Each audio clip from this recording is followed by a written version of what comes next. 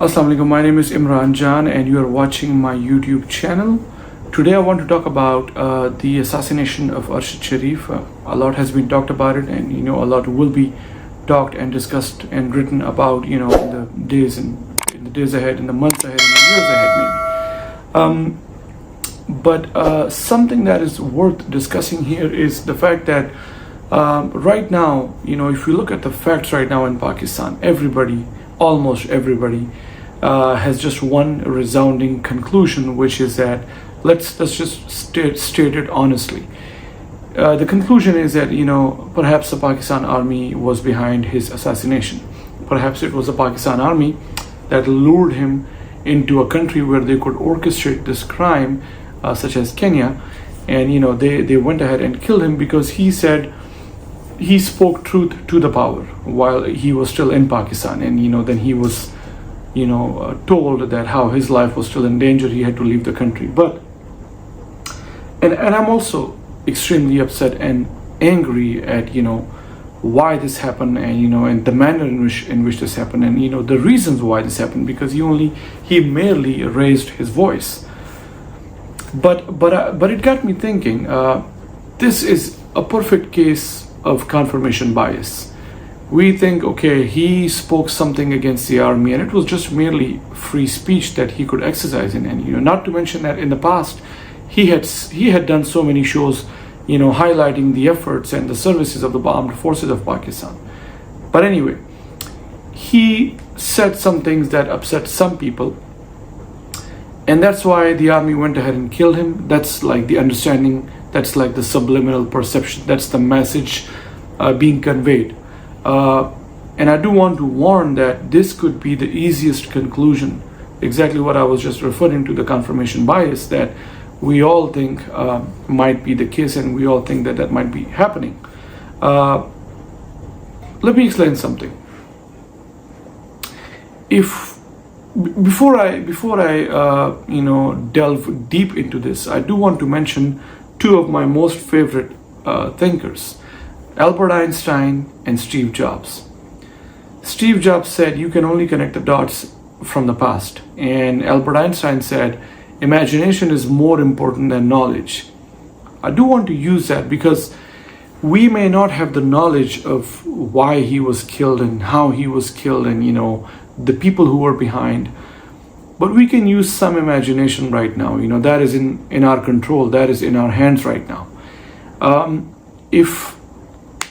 If we ask a basic question that almost in every crime, whenever there's a crime committed, the investigators always ask this basic question: who gets benefited from this?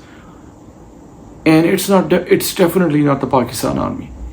The Pakistan army is the one taking all the blame right now. They're taking all the hate right now.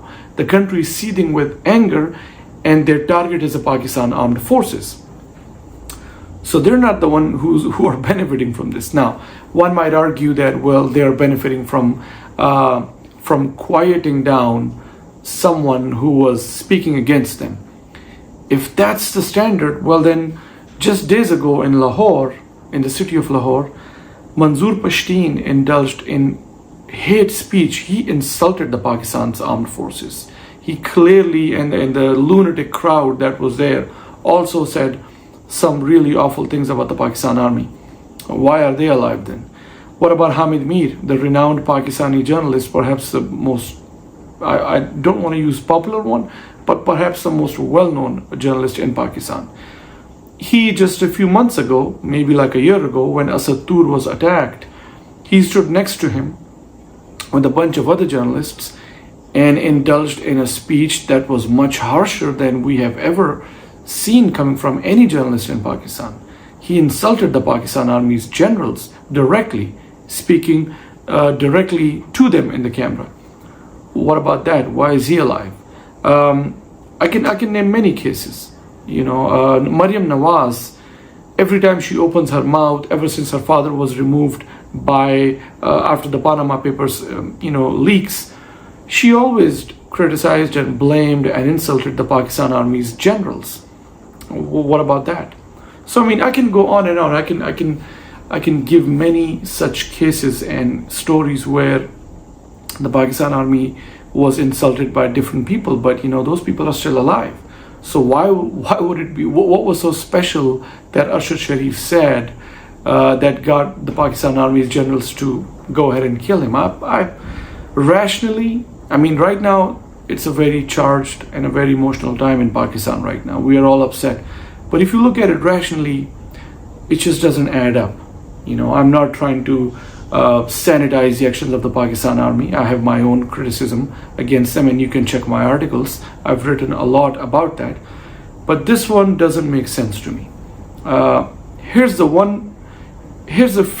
list of entities and countries and groups that will be benefited from blaming from all this, from the murder of Arshad Sharif.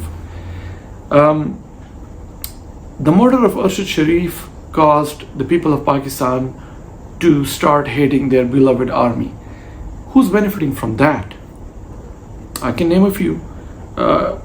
India will definitely love nothing more than the people of Pakistan hating their army. The United States wouldn't mind that. Israel wouldn't mind that. And of course, Nawaz Sharif, who was always focused on weakening the Pakistan army, would absolutely love that outcome. Remember the Memo Gate scandal, it was a Zardari government, they sent their ambassador to the United States at the time, Hussein Haqqani. Long story short, it was all about trying to bring the army under the control of the civilian government. Well, that was the official language being used. The aim was to weaken the Pakistan army. Who would want the Pakistan army to be weakened? Of course, India. Of course, some nefarious political parties inside Pakistan who would love to, achieve an aim like that, because that will allow them to continue on with their corrupt practices. And if you look at everything from that angle, only Pakistan Muslim League Nawaz group comes to mind. They are the only ones who are not only capable of paying for such a high-profile crime like that, because they have all the stolen wealth at their disposal, they wouldn't mind creating a clash between the people of Pakistan and the army of Pakistan, so that they can continue with their aims. So I do want to caution the people in Pakistan right now. I know emotions are high, but don't jump to the easiest conclusion, which is the army did this. Like I said, rationally, it just doesn't add up. So let's just be careful, let's just be cautious, and let's just be rational in our conclusions. That's all I'm trying to say. I hope you will subscribe to my channel, and I hope you will like and share. Please do let me know in the comments below what is it that you think, and what is it that your opinion is, and I'll really be appreciative of that. Thank you so much.